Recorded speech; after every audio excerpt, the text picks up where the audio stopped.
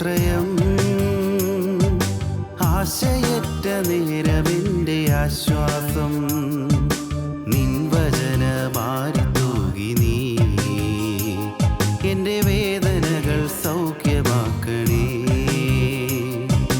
യേശുനാമമെൻ്റെ ആശ്രയം. ആശയറ്റ നേരമെൻ്റെ ആശ്വാസം. നിൻ വചനമാരി തൂകി നീ എൻ്റെ വേദനകൾ സൗഖ്യമാക്കണേ. ബെഥസ്ദ കുളക്കരയിലെ രോഗി പോൽ ഞാൻ തളർന്നവനാകുന്നു. നിന്റെ കരുണ തേടുന്നു വൈകല്ലേ എൻ്റെ മോചകാ.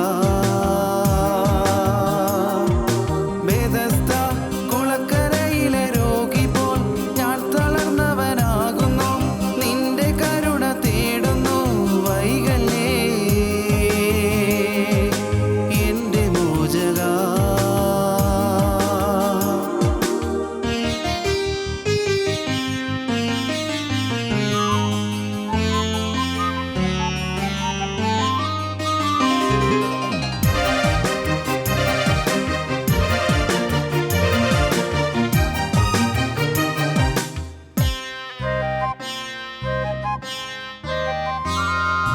എന്നെ ചുറ്റും ആയിരങ്ങൾക്കിടയിലായി എന്നെ തന്നെ നോക്കി നിൽക്കുന്നേയൊരുവൻ.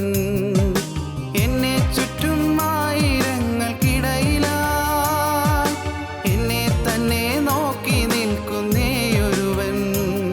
അത് യേശുവായിരുന്നു, എൻ്റെ രക്ഷയായിരുന്നു. അവൻ എൻ്റെ ശിക്ഷ ഏറ്റുവാങ്ങി നിന്നു. അത് യേശുവായിരുന്നു, എൻ്റെ രക്ഷയായിരുന്നു. അവൻ എൻ്റെ ശിക്ഷ ഏറ്റുവാങ്ങി നിന്നു. ബെഥസ്ദ കുളക്കരയിലെ രോഗി പോൽ ഞാൻ തളർന്നവനാകുന്നു. നിന്റെ കരുണ തേടുന്നു വൈകല്ലേ എൻ്റെ മോചകാ. ബെഥസ്ദ കുളക്കരയിലെ രോഗി പോൽ ഞാൻ തളർന്നവനാകുന്നു. നിന്റെ കരുണ തേടുന്നു വൈകല്ലേ എൻ്റെ മോചകാ.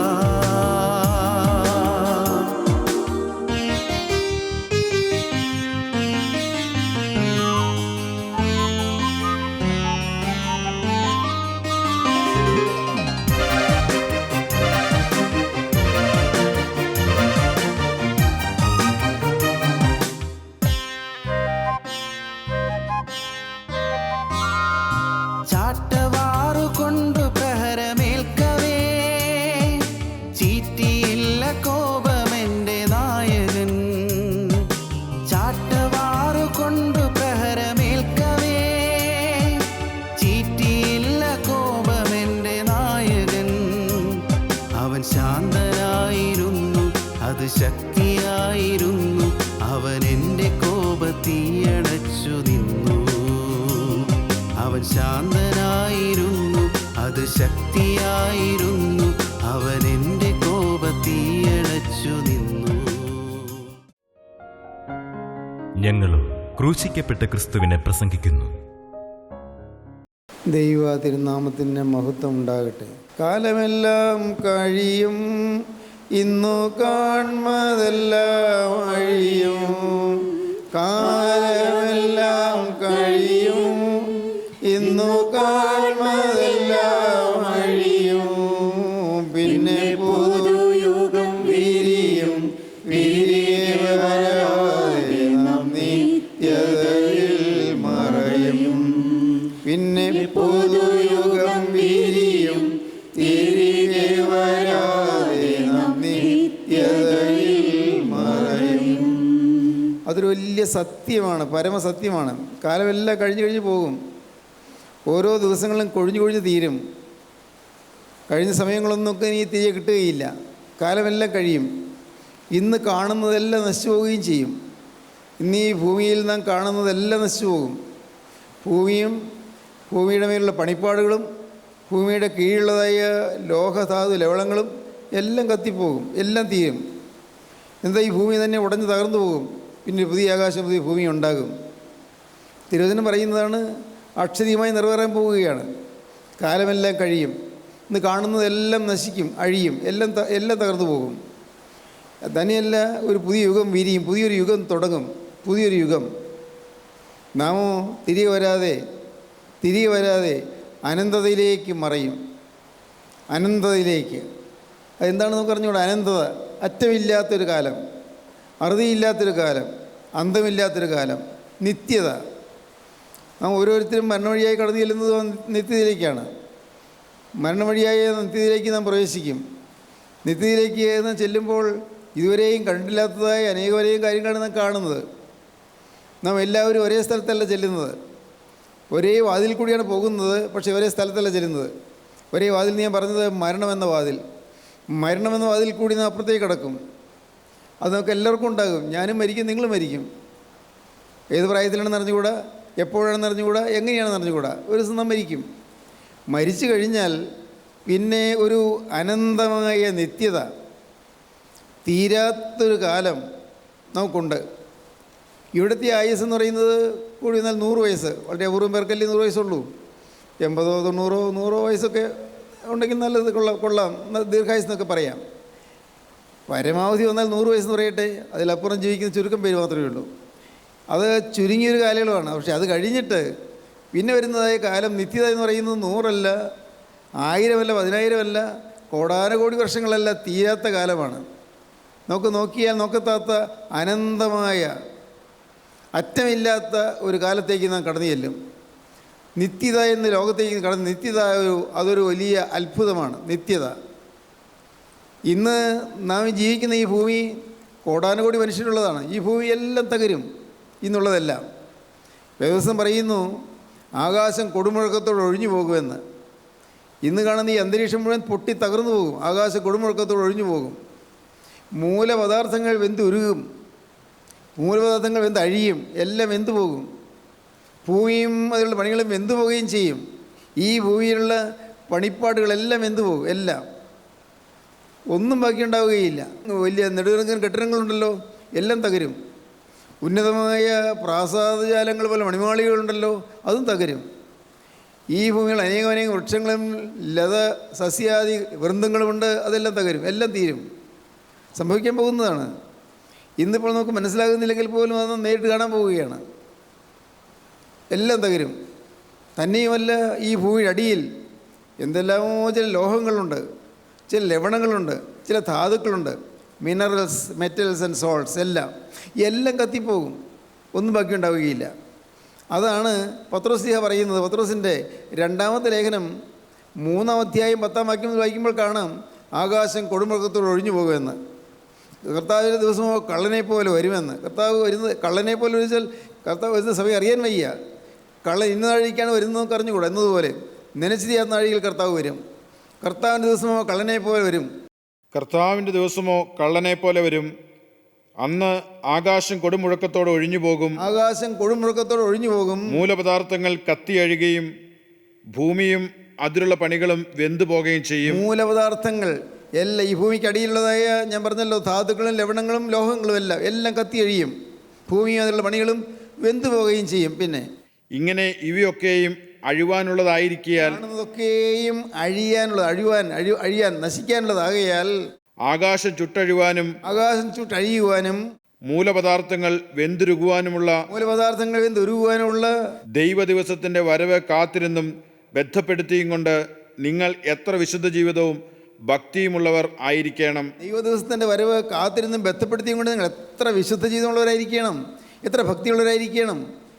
ഇന്ന് കാണുന്നതെല്ലാം മാറിപ്പോകും. ഞാനും മാറും, നിങ്ങളും മാറും. പ്രിയപ്പെട്ടവരെ, ഒരു പുതിയ യുഗം വിരിയും. ഒരു പുതിയ ആകാശവും പുതിയ ഭൂമിയും ഉണ്ടാകും. പുതിയ ആകാശവും പുതിയ ഭൂമിയും. വെളിപ്പാട് ദിവസം 21-ാം അധ്യായം 1-ാം വാക്യം വായിക്കുമ്പോൾ കാണാം ഒരു പുതിയ ആകാശം ഉണ്ടാകും, ഒരു പുതിയ ഭൂമി ഉണ്ടാകും. ഇതെല്ലാം ശാസ്ത്രജ്ഞന്മാർ പറയുന്നത് തന്നെയാണ്. ഇപ്പോൾ വേദപുസ്തകത്തിലുള്ള ഈ കാര്യങ്ങളെല്ലാം ഇന്ന് ശാസ്ത്രജ്ഞന്മാർ ഇന്ന് മനസ്സിലാക്കിക്കൊണ്ട് വരികയാണ്. വേദപുസ്തകത്തിൽ 2000-ലേറെ വർഷം മുമ്പ് എഴുതി വെച്ചത് ഇന്ന് ശാസ്ത്രജ്ഞന്മാർ ഇപ്പോൾ കണ്ടുപിടിച്ചുകൊണ്ടിരിക്കുകയാണ്. അനേകം പ്രകൃതിയിലെ പ്രതിഭാസങ്ങൾ, പ്രകൃതിയിലുള്ളതായ അനേകം ഗോളങ്ങൾ, ഗ്രഹങ്ങൾ, ഉപഗ്രഹങ്ങൾ, നക്ഷത്രജാലങ്ങൾ പലതും വഴി വീഴുകയും അവ തമ്മിൽ കൂട്ടിയിടിക്കുകയും എല്ലാം തകർന്നു പോവുകയും ചെയ്യുമെന്നെല്ലാം ശാസ്ത്രജ്ഞന്മാർ പറയുന്നു. നമുക്കൊന്നും മനസ്സിലാവുകയില്ല, എനിക്ക് മനസ്സിലാവുകയില്ല. പക്ഷേ ഇതെല്ലാം നശിക്കും. എന്നിട്ടൊരു പുതിയ യുഗം വിരിയും.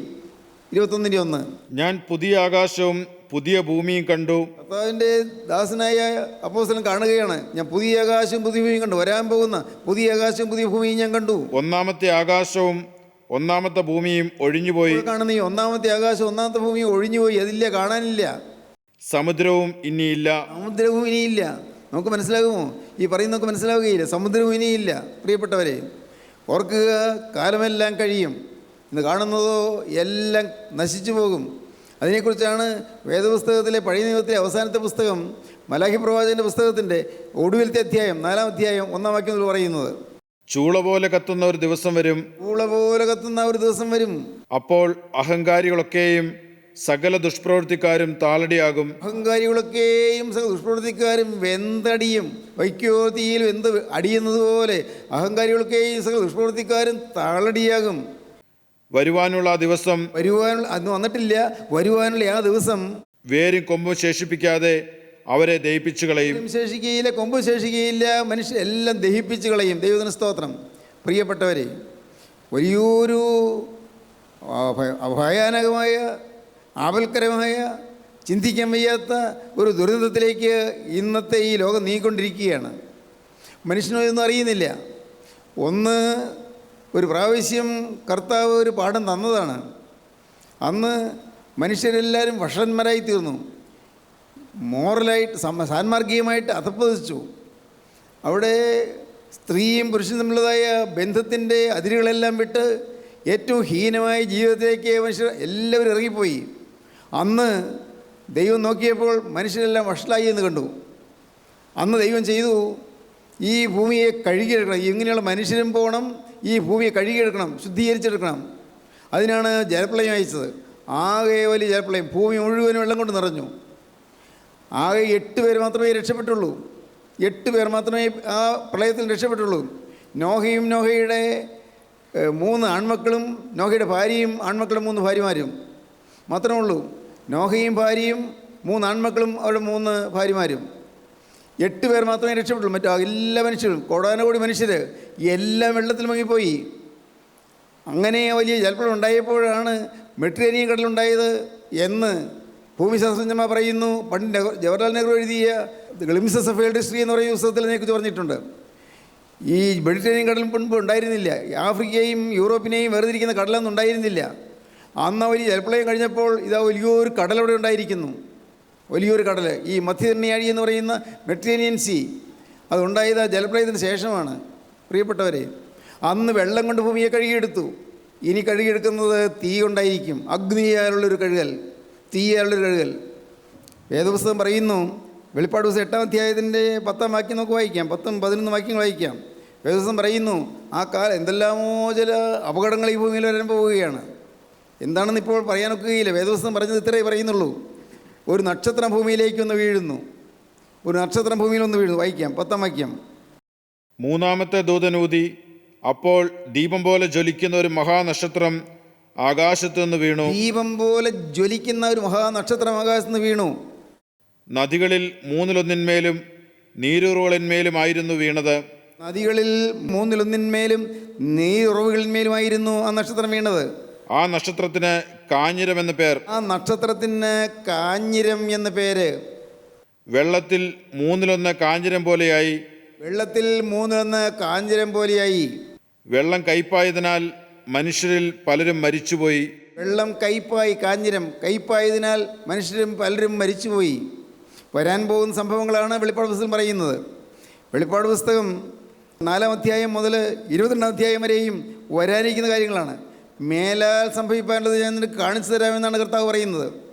അപ്പോസ്തലനായ യോഹന്നാൻ പത്മോസ് ദ്വീപിൽ നാടുകടത്തപ്പെട്ട് കിടക്കുമ്പോൾ, ഏകാഗിയായിരിക്കുമ്പോൾ നിത്യനായ ദൈവം ചില കാഴ്ചകൾ കാണിച്ചു കൊടുത്തു. മേലാൽ സംഭവിക്കാനിരിക്കുന്നത് ഞാൻ നിനക്ക് കാണിച്ചു തരാം എന്ന് പറഞ്ഞിട്ട് യോഹന്നാനെ സ്ലീഹായെ വിളിച്ചു, നീ കയറി വരിക എന്ന് പറഞ്ഞു. അങ്ങ് ഉയരത്തിലേക്ക് കയറിപ്പോയി. ശരീരം ഭൂമിയിലിരിക്കുകയാണ്, ഉയരത്തിലേക്ക് ആത്മാവ് കയറിപ്പോയി. എല്ലാം കാണിച്ചു കൊടുത്തു. കാണിച്ചു കൊടുത്തതിൽ ഒന്നാണ്, ഒരു നക്ഷത്രം ഭൂമിയിലേക്ക് ഒന്ന് വീഴുന്നു. എന്നാണാവോ നമുക്കറിഞ്ഞുകൂടാ. മനുഷ്യരാരിതൊന്നും ചിന്തിക്കുന്നേയില്ല. ഈ എന്തെല്ലാമോ ചില അപകടങ്ങളോ അനർത്ഥങ്ങളോ അപായങ്ങളോ സംഭവിക്കുക എന്നുള്ള കാര്യം മനുഷ്യർ അറിയുന്നേയില്ല, ചിന്തിക്കുന്നേയില്ല, അതൊന്നും ചിന്തിക്കാൻ നേരമില്ല. ക്രമപ്രകാരമുള്ള പ്രാർത്ഥനകൾ ചൊല്ലും, നമസ്കാരം ചൊല്ലും, പള്ളിയിൽ പോകും, കുർബാന കൊള്ളും, കുർബാന അനുഭവിക്കും, ഇതെല്ലാം ഉണ്ട്. പക്ഷേ നമ്മിൽ പലരും ഈ കാര്യങ്ങളൊന്നും ചിന്തിക്കുന്നേയില്ല. ചടങ്ങുകളായിക്കൊള്ളട്ടെ, അനുഷ്ഠാനങ്ങളായിക്കൊള്ളട്ടെ, പള്ളി വേണ്ടെന്ന് ഞാൻ പറയുകയില്ല. ഞാനും പള്ളിയിൽ പോകുന്ന മനുഷ്യനാണ്. എനിക്കുമുണ്ടൊരു ഇടവക പള്ളി. പ്രിയപ്പെട്ടവരെ, ഞങ്ങളും പള്ളിയോട് ബന്ധപ്പെട്ട് നിൽക്കുന്നവരാണ്. പക്ഷേ ഇന്ന് അനേകരും ഈ പള്ളിയിൽ പോകുന്നതും നമസ്കാരം ചൊല്ലുന്നതും മാത്രമാണ് ശരിയായ ജീവിതം എന്ന് ധരിച്ചിട്ടുള്ളൂ. അതിനപ്പുറം ഇതിൻ്റെ എല്ലാം അർത്ഥം ഗ്രഹിക്കേണ്ടിയിരിക്കുന്നത്. എന്താണ് പള്ളിയിൽ പോകുന്നത്, എന്താണ് ആരാധന, എന്താണ് കുർബാന, എന്താണ് കുർബാന ഗീതങ്ങളുടെ അർത്ഥം, എന്താണ് പ്രാർത്ഥനാ ഗീതങ്ങളുടെ അർത്ഥം, എന്താണ് പ്രമിയോനുകളും സദരാകളും കേൾക്കുന്നുണ്ട്, എന്താണ് അതിൻ്റെ അർത്ഥം, ആരും ചിന്തിക്കുന്നില്ല. അതിമനോഹരമായ ഗീതങ്ങൾ, നമ്മുടെ വിവാഹ ഉദാശയിൽ ചില ഗീതങ്ങളെല്ലാം കേൾക്കുമ്പോൾ ഞാൻ തരിച്ചിരുന്ന് പോയിട്ടുണ്ട്. പ്രിയപ്പെട്ടവരെ, അതെല്ലാം സന്തോഷമാണ്. പക്ഷേ അതിൻ്റെ അർത്ഥം ഗ്രഹിച്ചാലല്ലേ സന്തോഷം കിട്ടൂ. വെറുതെ കേൾവിയിലെ സന്തോഷം പോരല്ലോ. അർത്ഥം ഗ്രഹിക്കുമ്പോഴാണ് അതിൻ്റെ മാധുര്യം അനുഭവിക്കുന്നത്. എന്ന് അനേകർ അർത്ഥം ഗ്രഹിക്കുന്നില്ല. എല്ലാം തകരും, ഒരു ദിവസം തകരും. കാഞ്ഞിരം എന്നൊരു നക്ഷത്രം വീണു. കാഞ്ഞിരം എന്ന് പറഞ്ഞാൽ അന്ന് യോഹന്നാസ്ലീഹായ്ക്ക് കിട്ടിയ ആ അനുഭവത്തിൻ്റെ വെളിച്ചത്തിലുള്ളൊരു വാക്കാണത്. അത് സിംബോളിക്കാണെന്ന് ഇംഗ്ലീഷിൽ പറയാം. സിംബോളിക്, പ്രതീകാത്മകമാണ്, പ്രതിരൂപാത്മകമാണ്. ഒരു പ്രതീകമായിട്ടാണ് കാഞ്ഞിരം എന്ന് പറഞ്ഞിരിക്കുന്നത്. നക്ഷത്രം വീണു. ആ നക്ഷത്രത്തിന് കാഞ്ഞിരം എന്ന് വേറെ പറയാൻ കാരണം, ആ നക്ഷത്രം വീണപ്പോൾ ഭൂമിയിലുള്ള ജലരാശികളിൽ മൂന്നിലൊന്ന് കഴിച്ചുപോയി. മുഴുവൻ കഴിച്ചുപോയി. കുടിക്കാൻ കഴിഞ്ഞില്ല. ഒരു നക്ഷത്രം, കയ്പ്, കാഞ്ഞിരം എന്ന നക്ഷത്രം ഭൂമിയിൽ വീണു. ദൈവത്തിന് സ്തോത്രം. എന്താണ് ഈ കയ്പ്, എന്താണ് ഈ കാഞ്ഞിരം? വരാൻ പോകുന്ന നക്ഷത്രം കയ്പ്, അത് നമുക്ക് മനസ്സിലാകും. പക്ഷേ ഇന്നെന്താണ് ഈ കയ്പ്? ഇന്ന് അനേകം കുടുംബങ്ങളിലും കയ്പാണ്, അനേകം കുടുംബങ്ങളിലും കാഞ്ഞിരമാണ്. ഇന്ന് അനേകം കുടുംബങ്ങൾ എരിപുരിക്കൊള്ളുകയാണ്, അനേക ഹൃദയങ്ങൾ നീറി പുകയുകയാണ്. കയ്പാണ്. മധുരമെന്ന് വിചാരിച്ചു, പക്ഷേ കയ്പാണ്. വിവാഹ ജീവിതത്തിലേക്ക് പ്രവേശിച്ചു, മധുരമെന്നാണ് വിചാരിച്ചത്, സന്തോഷമാണെന്ന് വിചാരിച്ചത്. വിവാഹ ജീവിതം സന്തോഷമാണല്ലോ. പക്ഷേ തുടങ്ങി ഏതാനും ദിവസം കഴിഞ്ഞപ്പോഴാണ് പെട്ടെന്ന് അറിയുന്നത് വിവാഹം കഴിച്ച ആ ചെറുപ്പക്കാരന് മനോരോഗമുണ്ടെന്ന്. അതുവരെ ഏതോ ഗുളി കഴിച്ചുകൊണ്ടിരിക്കുകയായിരുന്നു. ഇപ്പോൾ അവൻ വയലൻ്റ് ആകുന്നു. ഏതാനും ദിവസത്തേക്ക്, വിവാഹത്തിൻ്റെ ദിവസങ്ങളിൽ അവൻ ആ ഗുളി കഴിച്ചില്ല. നോക്കണേ എന്തൊരു ഗതികേട്. അവൻ ഇപ്പോൾ വയലൻ്റായി. ആ പാവം പെൺകുട്ടി അമ്പരപ്പിലായി. അവൾ ഒരു കാരണം കൂടാതെ തല്ലുകൊള്ളുകയാണ്. അവൻ അങ്ങ് ശൂരനായിട്ട്, കോപിഷ്ഠനായിട്ട് അവളെ തല്ലുകയും ഒതുരുകയും ചെയ്യുന്നു. അവൾ വീട് വിട്ട് അവളുടെ സ്വന്തം വീട്ടിലേക്ക് പോയി. അപ്പം എൻ്റെ അടുക്കൽ ചെന്ന് പറഞ്ഞു, എനിക്ക് നിർവാഹമില്ല. ആ കുടുംബം കലങ്ങി. ആ ചെറുപ്പക്കാരന് സുബോധമില്ലാതായി. പിന്നീട് അവൻ ഗുളി കഴിക്കുന്നുണ്ടാവും. ഇങ്ങനെയുള്ള എത്ര സംഭവങ്ങളുണ്ട്. അവരൊന്ന് ഓർത്ത് നോക്കിയാൽ കയ്പുള്ള അനുഭവങ്ങൾ. വളരെ വലിയ പ്രതീക്ഷയോടെയാണ് ഒരു ഓമനക്കുഞ്ഞിനെ ഗർഭം ധരിച്ചത്. പക്ഷേ സ്കാൻ ചെയ്തപ്പോൾ ഡോക്ടർ പറയുന്നു ആ കുഞ്ഞിനെന്തോ കുഴപ്പമുണ്ടെന്ന്, എന്തോ പ്രശ്നമുണ്ടെന്ന്. ആ പാവം ആ സ്ത്രീ ആറ്റുനോറ്റ് കിട്ടിയ ഒരു കുഞ്ഞിനെ, ഉദരത്തിൽ പേറിക്കൊണ്ടിരിക്കുന്ന ആ കുഞ്ഞിനെ അത് എന്ത് ചെയ്യേണ്ടതെന്ന് അറിയാതെ വിഷമിക്കുകയാണ്. ആ കുഞ്ഞ് ഏതോ ശാരീരികമായി കേടുള്ളതാണെന്നറിയുന്നു, ഏതോ അംഗഭംഗം ഉള്ളതാണെന്നറിയുന്നു. ഡോക്ടർ പറയുന്നു ആ കുഞ്ഞ് ഭൂമിയിൽ പിറന്നാൽ നടക്കുകയില്ല എന്ന് പറയുന്നു, മിണ്ടുകയില്ല എന്ന് പറയുന്നു. എന്തു ചെയ്യും? കയ്പായി, ജീവിതം കയ്പായി. ദൈവത്തിന് സ്തോത്രം. വളരെ പ്രതീക്ഷയോടെയാണ് ജോലി കിട്ടിയത്. പക്ഷേ ജോലിക്ക് പോകുമ്പോൾ പെട്ടെന്ന് ആ ചെറുപ്പക്കാരൻ ഒരു ആക്സിഡൻറ്റിൽ മരിച്ചു പോകുന്നു. ആയിടെ കല്യാണം കഴിച്ച അവൻ്റെ ഭാര്യ പാവം, അവൾ ഇത്ര യൗവനത്തിലെ വിധവയായിത്തീരുന്നു. കയ്പായി, വീട് കയ്പായി. കയ്പിൻ്റെ അനുഭവങ്ങൾ. ദൈവത്തിന് സ്തോത്രം. കയ്പേറിയ അനുഭവങ്ങൾ, ദുരിതം പിടിച്ച അനുഭവങ്ങൾ. തീരാത്ത കടം വന്ന് കയറിയിരിക്കുന്നു. കൊടുത്തു തീർക്കാൻ ഒരു മാർഗവും കാണുന്നില്ല. എത്രയോ കുടുംബങ്ങളാണ് പൈസയ്ക്ക് വറുതി കൊണ്ട് വിഷമിക്കുന്നത്. എത്രയോ വ്യക്തികളാണ് ഉരുകി വലയുന്നത്. പ്രിയപ്പെട്ടവരെ, കയ്പേറിയ അനുഭവങ്ങൾ. ഒരു കുഴപ്പവുമില്ല. ഭാര്യയും ഭർത്താവും നല്ല ആരോഗ്യം, നല്ല സമ്പത്ത്, രണ്ടുപേർക്കും നല്ല ജോലി, അവർക്ക് 2 കുഞ്ഞുങ്ങളുണ്ട്, അപ്പനും അമ്മയും നല്ല ആരോഗ്യമുള്ളവർ, നല്ല ശാന്തമായ കുടുംബം, നല്ല ഒന്നിനും കുഴപ്പമില്ല, നല്ല ധനസമൃദ്ധി. പക്ഷേ അദ്ദേഹം 2 പേര് അധ്യാപകരാണ്. സ്കൂളിൽ വെച്ചൊരു കുഴപ്പമില്ല, നല്ല അധ്യാപകരെന്ന് പിള്ളേർക്കെല്ലാം അഭിപ്രായമുണ്ട്. പക്ഷേ വീട്ടിൽ വരുമ്പോൾ അദ്ദേഹത്തിൻ്റെ സ്വഭാവം മാറും, ഒരു പിശാചായി മാറുകയാണ്. മറ്റാർക്കും അറിഞ്ഞുകൂടാ. ആ പാവ സ്ത്രീ തല്ലുകൊള്ളുകയാണ്. രാത്രി എപ്പോഴോ ഉറങ്ങുമ്പോൾ, രാത്രി ഉറക്കത്തിൽ അവൻ ചാടി എഴുന്നേൽക്കുന്നു. ആ പാവ സ്ത്രീയോട് പറഞ്ഞതാണ്. അവൻ ചാടി എഴുന്നേൽക്കുന്നു. അവൻ എഴുന്നേറ്റിട്ട് അവളോട് ചോദിക്കുന്നു, ആരാടി ഇപ്പോൾ ഇവിടെ വന്നത്? അയ്യോ, ഇപ്പോൾ ഈ അർദ്ധരാത്രിക്ക് ആര് വരാനാണ്? അല്ലല്ല, ഞാൻ കണ്ടു, ഒരാൾ വന്നത് ഞാൻ കണ്ടു. നീ ഇപ്പോൾ വാതിൽ തുറന്ന് ഇറക്കി വിട്ട് ഞാൻ കണ്ടതല്ലേ? ഇല്ല, ആരും വന്നില്ല. വെറുതെ എന്നെ സംശയിക്കില്ലേ? വെറുതെ സംശയിക്കുന്നതല്ല, ഞാൻ കണ്ടിട്ടാണ് പറയുന്നത്. ആരാണെന്ന് പറ. അവൾ എന്ത് പറയും? അവൾ എന്നോട് പറഞ്ഞു, സാറേ ഞാൻ എന്ത് ചെയ്യും, ഞാൻ ആരാ വന്ന് എന്ന് പറയും. അദ്ദേഹത്തിന് തോന്നലുണ്ടാവുകയാണ്. അതൊരു ഹലൂസിനേഷനാണ്, അതൊരു മാനസിക വിക്ഷോഭമാണ്, മാനസിക രോഗമാണ്, സംശയ രോഗം, ജാരശങ്ക. അതൊരു പാവമാണ്, അതൊരു പിശാച് ബാധയാണ്. അനേകർക്ക് ഇതെല്ലാം ഉണ്ട്, പലർക്കും ഉണ്ട്, പലരും പുറത്തറിയുന്നില്ലെന്നേ ഉള്ളൂ. പിശാച് ബാധ. ഭാര്യയെ സംശയിക്കുന്നു, അല്ലെങ്കിൽ ഭർത്താവിനെ സംശയിക്കുന്നു. അതിന് വേണ്ടത്, എത്രയും വേഗം വേണ്ടത്, ഒരു നല്ല മാനസിക രോഗത്തിനെ ചികിത്സിക്കുന്ന ഡോക്ടറെ കാണണം. ആ ഡോക്ടർ തരുന്നൊരു ചെറിയ ഗുളിക കഴിച്ചാൽ മതി, തീർന്നോളം, പേടിക്കാനില്ല. പക്ഷേ അത് അവൻ പറയും, എനിക്ക് രോഗമില്ല, നിനക്കാ രോഗം. അവൻ ഒരിക്കലും ചികിത്സിക്കാൻ സമ്മതിക്കുകയില്ല. ഈ രോഗത്തിൻ്റെ പ്രത്യേകത, രോഗത്തിൻ്റെ ലക്ഷണം തന്നെ ചികിത്സിക്കാൻ സമ്മതിക്കില്ല എന്നുള്ളതാണ്. ഈ രോഗമില്ല എന്നുള്ള ചിന്ത വരുന്നു എന്നുള്ളതാണ്. അത് ഉണ്ടാക്കുന്നതല്ല, അവൻ്റെ സ്വതവേ വരുന്നതാണ് മാനസിക രോഗം. കയ്പേറിയ കുടുംബജീവിതങ്ങൾ, കയ്പേറിയ ജീവിതം. വളരെ പ്രതീക്ഷയോടുകൂടിയാണ് എൻട്രൻസ് ടെസ്റ്റ് എഴുതിയത്, തോറ്റുപോയി. വീണ്ടും റിപ്പീറ്റ് ചെയ്തു, തോറ്റുപോയി. മൂന്നാമത് എന്ത് ചെയ്യും? കയ്പായി, കുടുംബം കയ്പായി. അപ്പനും അമ്മയും കരയുന്നു, മോള് കരയുന്നു കണ്ട് അപ്പനും അമ്മയും കരയുന്നു. കുടുംബം കയ്പിലാണ്. സ്തോത്രം. എന്തെല്ലാം എനിക്ക് കേൾക്കണം നിങ്ങൾക്ക്? നിങ്ങളുടെയൊക്കെ ഓരോരുത്തരുടെ അനുഭവം അതല്ലേ? കയ്പല്ലേ? കയ്പല്ലേ? ബാല്യം മുതൽ കയ്പ് പിടിച്ചവരാണ് അനേകരെ. ബാല്യം മുതൽ വിവാഹം കഴിഞ്ഞാൽ ഈ കയ്പും കഷ്ടപ്പാടൊന്നും മാറുമല്ലോ എന്നോർത്ത് വലിയ പ്രതീക്ഷയോടെ വിവാഹത്തിലേക്ക് നീങ്ങി. പക്ഷേ അത് വളരെ സങ്കടകരമായ സ്ഥിതിയിലേക്കായിപ്പോയി. ഇങ്ങനെ എന്തെല്ലാം കാര്യങ്ങൾ, കയ്പേറിയ അനുഭവങ്ങൾ. ദൈവത്തിന് സ്തോത്രം. കാഞ്ഞിരുമെന്ന കയ്പ്, 3 ഭാഗം വെള്ളം കയ്പായിപ്പോയി. നിങ്ങളുടെ ജീവിതത്തിൽ കയ്പ് എങ്ങനെയെല്ലാമാണ് നിങ്ങളെ വന്ന് പിടികൂടും, നിങ്ങൾ കണ്ടുപിടിക്കൂ. ഈ കയ്പ് മാറ്റാൻ യേശുക്രിസ്തുവിന് കഴിയും. നിങ്ങളുടെ ജീവിതത്തിലെ കയ്പ് മാറ്റാൻ യേശുക്രിസ്തുവിന് കഴിയും. നിങ്ങൾക്കറിയാമോ അത്? യേശുക്രിസ്തുവിന് നിങ്ങളുടെ ജീവിതത്തിലെ കയ്പ് മാറ്റാൻ കഴിയും. നിങ്ങൾക്കറിയാമോ? നിങ്ങളുടെ ജീവിതത്തിലെ വെറുതെ മാറ്റാൻ കഴിയും. നിങ്ങൾക്കറിയാമോ? സഹോദരങ്ങളെ, കയ്പേറിയ അനുഭവങ്ങൾ കൂടി സ്നേഹത്തിന് വേണ്ടി ദാഹിക്കുന്ന മനുഷ്യരുടെ ഹൃദയങ്ങൾ, അപ്പൻ്റെ സ്നേഹത്തിന് വേണ്ടി, അമ്മയുടെ സ്നേഹത്തിന് വേണ്ടി ദാഹിക്കുന്ന മനുഷ്യ ഹൃദയങ്ങൾ, ഭാര്യയുടെ സ്നേഹത്തിന് വേണ്ടി കൊതിക്കുന്ന ഭർത്താക്കന്മാർ, ഭർത്താവിൻ്റെ സ്നേഹത്തിന് വേണ്ടി ആഗ്രഹിച്ച് ദാഹിക്കുന്ന പെൺകുട്ടികൾ. ദൈവത്തിന് സ്തോത്രം. സ്നേഹിതരെ പറയട്ടെ, എല്ലാറ്റിനും ഒരു പരിഹാരമുണ്ട്. നിങ്ങൾക്കറിയാമോ പരിഹാരം? ഇതെന്താ പരിഹാരം നിങ്ങൾക്കറിയാമോ? കയ്പേറിയ ജീവിതത്തിൽ കയ്പ് മധുരമാക്കി തരുന്ന ഒരു വ്യക്തിയുണ്ട്. ആ വ്യക്തിയെക്കുറിച്ചാണ് ഞങ്ങൾ സുവിശേഷിക്കുന്നത്. അത് കർത്താവായ യേശുക്രിസ്തുവാണ്. അതാണ് സുവിശേഷം. കയ്പേറിയ ജീവിതത്തിൽ കയ്പ് മാറ്റി തരുന്ന യേശുക്രിസ്തുവിൻ്റെ അത്ഭുത കൃപ നമ്മിലേക്ക് പകർന്നാൽ നമ്മുടെ കയ്പ് മാറി നമുക്ക് മധുരമാകും. ജീവിതം മാധുര്യമുള്ളതായിത്തീരും. ജീവിതം സ്നേഹോഷ്മളമായി തീരും. ഭാര്യാഭർത്തൃ ബന്ധം വളരെ സുദൃഢമായി തീരും. മാതാപിതാക്കളും മക്കളും ഒരു ഹൃദയമായി തീരും, ഒരു മനസ്സായി തീരും. അവിടെ തലമുറയുടെ വിടവുണ്ടാകില്ല. ജനറേഷൻ ഗ്യാപ്പ്, തലമുറയുടെ വിടവുണ്ടാകുകയില്ല. അപ്പനും മക്കളെല്ലാം ഒരു ഹൃദയമായി തീരും. എന്തൊരു ഭാഗ്യമാണത്! കുടുംബം ഐശ്വര്യമായി തീരും. എന്തിനെങ്കിലും ചില കുറവുണ്ടെങ്കിൽ തന്നെയും അതെല്ലാം മറന്നുപോകും. അവിടെ സമാധാനം ഉണ്ടാകും. സമാധാനം വേണ്ടേ നിങ്ങൾക്ക്? ഈ സമാധാനം യേശുവിനെ വിളിക്കൂ. കയ്പ് മാറ്റി തരുന്ന ക്രിസ്തുവിനെ വിളിക്കൂ. മധുരം തരുന്ന ക്രിസ്തുവിനെ വിളിക്കൂ. സ്തോത്രം. യേശു ക്രിസ്തുവിനെ വിളിക്കൂ. നിങ്ങളതിനു വേണ്ടി നിങ്ങൾ സഭ മാറണ്ടെന്നാണ് ഞാൻ പറയുന്നത്. സഭ മാറണ്ട, പള്ളിയും മാറണ്ട, സമുദായവും മാറണ്ട, മതവും മാറണ്ട എന്ന് ഞാൻ പറയും. ദൈവത്തിന് സ്തോത്രം. എന്താണ് അങ്ങനെ പറയുന്നത്? മതം മാറി വന്നാൽ എങ്ങോട്ടാണ് വരുന്നത്? മതം മാറി, ശരി, മതം മാറി വന്നാൽ എങ്ങോട്ട് വരും? മതം മാറി വന്നാൽ ഇന്നത്തെ മതങ്ങളിലേക്ക്, ഇന്നത്തെ ക്രിസ്തീയ മതങ്ങളിലേക്ക് വന്നാൽ ആത്മാവ് രക്ഷപ്പെടുമോ? ഞാൻ പറഞ്ഞത് നിങ്ങൾക്ക് മനസ്സിലായി കാണില്ല. ഇന്നത്തെ ക്രൈസ്തവ മതങ്ങളിലേക്ക്, നമ്മുടെ പള്ളികളിലേക്ക് വന്നാൽ ആത്മാവ് രക്ഷപ്പെടുമോ? നിങ്ങൾക്ക് മനസ്സിലായി കാണില്ല.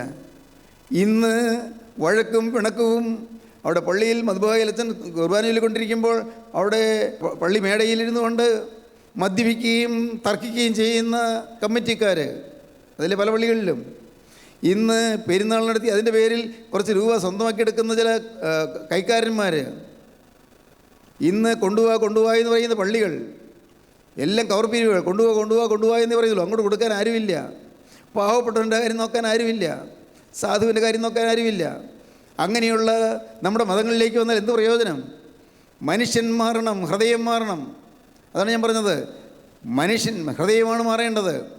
നിങ്ങൾ പള്ളി മാറണ്ട, സമുദായം മാറണ്ട, നിങ്ങളുടെ സഭ മാറണ്ട. പ്രിയപ്പെട്ടവരെ, നിങ്ങൾ മാറേണ്ടത് നിങ്ങളുടെ ഹൃദയമാണ്. അത് നിങ്ങൾക്ക് മാറ്റാൻ ഒക്കുകയില്ല. ഇത് മേനഞ്ഞവൻ മാറ്റിത്തരും. ദൈവത്തിന് സ്തോത്രം. ഹൃദയം മാറ്റി തരുന്ന ക്രിസ്തു, അതൊരു വലിയ ആശ്വാസമാണ്. ഇന്നത്തെ കോപം മാറ്റി തരും. നിങ്ങളുടെ വീട്ടിൽ കോപമില്ലേ? പരസ്പരം ശണ്ടയില്ലേ? പരസ്പരം കലഹിക്കുന്നില്ലേ? പലപ്പോഴും കോപം അങ്ങ് കുമിഞ്ഞ് ഉയർന്ന് പൊന്തി വരുന്നില്ലേ? ഇല്ലേ? ചിന്തിച്ച് നോക്കൂ. ഹൃദയത്തിൽ കോപം പുകയുന്നില്ലേ? ചിലപ്പോൾ കടിച്ചമർത്തും, ചിലപ്പോൾ ഗർജിക്കും, അട്ടഹസിക്കും, ചീത്ത വാക്കുകൾ പറയും. നിയന്ത്രണമില്ലാതെ കോപിച്ച് ചീത്ത വാക്കുകൾ പറയും. കോപം കരി ചിലപ്പോൾ അടങ്ങാതെ വരുമ്പോൾ ചിലപ്പോൾ അടിക്കുകയോ പല ആക്രമണം ചെയ്യുകയോ ചെയ്യും. കോപം മനുഷ്യനിൽ നിന്ന് വശീകരിച്ചിരിക്കുന്ന ഭീകരമായ പാവമാണ് കോപം. ആരും ഒന്നും പാവമായിട്ട് കണക്കാക്കുന്നില്ല. മദ്യപാനമില്ല, വ്യഭിചാരമില്ല, മോഷണമില്ല, ദുർനടപ്പില്ല, അല്ലെങ്കിൽ കവർച്ചയില്ല, കൊലപാതകമില്ല, പിന്നെ പാവം. ഇതാണ് മനുഷ്യൻ ചിന്തിക്കുന്നതല്ല. കോപിക്കുന്ന മനുഷ്യൻ മഹാഭാവിയാണ്. കോപിക്കുന്ന മനുഷ്യൻ പിശാചിൻ്റെ അടിമയാണ്. സാത്താനാണ് അകത്ത് കിടന്ന് നിന്നെ കോപിപ്പിക്കുന്നത്. ദുരാത്മാക്കൾ വന്ന് കൈകൊട്ടി ചിരിക്കുകയാണ്. നീ കോപിക്കുമ്പോൾ സാത്താൻ്റെ സൈന്യങ്ങൾ ചിരിക്കുകയാണ്. സാത്താൻ രസമാണ്. അപ്പനും മക്കളും തമ്മിൽ കോപിച്ച് സംസാരിക്കുമ്പോൾ സാത്താൻ പുറകിൽ നിന്ന് ചിരിക്കുന്നു. അവനാണ് ഈ കെണി ഒപ്പിച്ചിരിക്കുന്നത്, വഴക്കുണ്ടാക്കുന്നത്. ഭാര്യയും ഭർത്താവും തമ്മിൽ സണ്ട കൂടുകയും തർക്കിക്കുകയും ചെയ്യുമ്പോൾ പിശാച് നിന്നുകൊണ്ട് ചിരിക്കുകയാണ്. അവന് ദൂതന്മാർ നിന്നുകൊണ്ട് ചിരിക്കുകയാണ്. ദൈവത്തിന് മാലാഖമാരോ കരയുകയാണ്. ദൈവത്തിന് സ്തോത്രം. പ്രിയപ്പെട്ടവരെ, ഭൂമിയിൽ ദൈവത്തിൻ്റെ 2 മക്കൾ, വളരെ സ്നേഹത്തോടെ ജീവിക്കുന്ന 2 മക്കൾ, അവർ പരസ്പരം കലഹിക്കുന്നു. അവർക്ക് വേണ്ടി ദൈവം നിയമിച്ചിരിക്കുന്ന മാലാഖമാർ സ്വർഗത്തിൽ അവിടെ നിന്നൊരു പരസ്പരം കെട്ടിപ്പിടിച്ചുകൊണ്ട് കരയുന്നു. അയ്യോ, മനുഷ്യർ തെറ്റി വരുന്നല്ലോ, നരകത്തിലേക്ക് പോകുന്നല്ലോ, കരയുന്നു. മാലാഖമാർ കരയുന്നു. നോക്കിയപ്പോൾ ഭൂമിയിൽ പിശാചുക്കൾ പുറകിൽ നിന്ന് ചിരിക്കുന്നു. സ്നേഹിതരെ, നിങ്ങൾ ചിന്തിക്കൂ. നിങ്ങളുടെ ജീവിതത്തിലെ കയ്പ് മാറ്റാനുള്ള ഒരേ ഒരു പോംവഴി നിങ്ങളുടെ സ്വഭാവം മാറുന്നതാണ്. ആര് മാറ്റും? അതാണ് യേശു ക്രിസ്തു. കയ്പ് മാറ്റുന്ന ക്രിസ്തു, മധുരം തരുന്നത് ക്രിസ്തു, മധുരം തരുന്ന ക്രിസ്തു. ദൈവത്തിന് സ്തോത്രം. തലകളെ വണക്കാം, നമുക്ക് പ്രാർത്ഥിക്കാം. ഹല്ലേലൂയ. കാരുണ്യവാനായ ഞങ്ങളുടെ സ്വർഗീയ പിതാവേ, ഈ മക്കളുടെ തീരുമാനമോടെന്ന് അറിയുന്നുവല്ലോ കർത്താവേ. ഈ മക്കളുടെ പേര് ജീവൻ്റെ പുസ്തകത്തിൽ എഴുതണമേ കർത്താവേ. ഈ മക്കളുടെ പേര് ജീവൻ്റെ പുസ്തകത്തിൽ എഴുതി ചേർക്കണമേ കർത്താവേ. സ്വർഗീയ പൗരത്വം നൽകണമേ കർത്താവേ. സ്വർഗ്ഗരാജ്യത്തിന് വേണ്ടി ഒരുക്കണമേ കർത്താവേ. അനുഗ്രഹമായ ഒരു നല്ല ശോഭനമായ ഭാവി കാലം അവർക്ക് നൽകണമേ. കുടുംബമായി അനുഗ്രഹിക്കണമേ. എല്ലാവരെയും അനുഗ്രഹിക്കണമേ. യേശു ക്രിസ്തുവിൻ്റെ പരിശുദ്ധമായ നാമത്തിൽ പ്രാർത്ഥിക്കുന്നു. കൃപയോടെ കേൾക്കണമേ. ആമീൻ.